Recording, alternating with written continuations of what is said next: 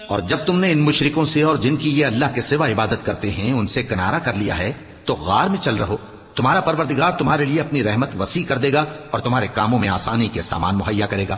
اور جب سورج نکلے تو تم دیکھو کہ دھوپ ان کے غار سے داہنی طرف سمٹ جائے، اور جب غروب ہو تو ان سے بائیں طرف کترا جائے، اور وہ اس غار کے کشادہ حصے میں تھے۔ یہ اللہ کی نشانیوں میں سے ہیں، جس کو اللہ ہدایت دے وہ ہدایت یاب ہے، اور جس کو گمراہ رہنے دے تو تم اس کے لیے کوئی دوست راہ بتانے والا نہ پاؤ گے۔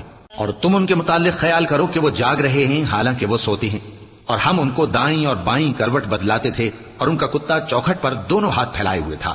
اگر تم ان کو جھانک کر دیکھتے تو پیٹ پھیر کر بھاگ جاتے اور ان سے دہشت میں آ جاتے۔ اور اسی طرح ہم نے ان کو اٹھایا تاکہ آپس میں ایک دوسرے سے دریافت کریں۔ ایک کہنے والے نے کہا کہ تم یہاں کتنی مدت رہے؟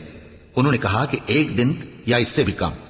انہوں نے کہا کہ جتنی مدت تم رہے ہو تمہارا پروردگار ہی اس کو خوب جانتا ہے، تو اپنے میں سے کسی کو یہ روپیہ دے کر شہر بھیجو، وہ دیکھے کہ نفیس کھانا کون سا ہے تو اس میں سے کھانا لے آئے، اور احتیاط سے آئے جائے اور تمہارا حال کسی کو نہ بتائے۔ اگر وہ تم پر دسترس پا لیں گے تو تمہیں سنسار کر دیں گے یا پھر اپنے مذہب میں داخل کر لیں گے، اور اس وقت تم کبھی فلاح نہیں پاؤ گے۔ اور اسی طرح ہم نے لوگوں کو ان کے حال سے خبردار کر دیا تاکہ وہ جانیں کہ اللہ کا وعدہ سچا ہے، اور یہ کہ قیامت جس کا وعدہ کیا جاتا ہے اس میں کچھ شک نہیں۔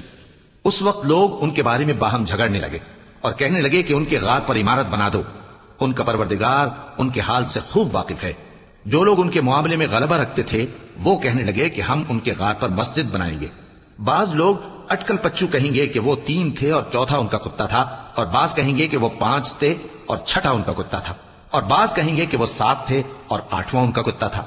کہہ دو کہ میرا پروردگار ہی ان کے شمار سے خوب واقف ہے، ان کو جانتے بھی ہیں تو تھوڑے ہی لوگ جانتے ہیں۔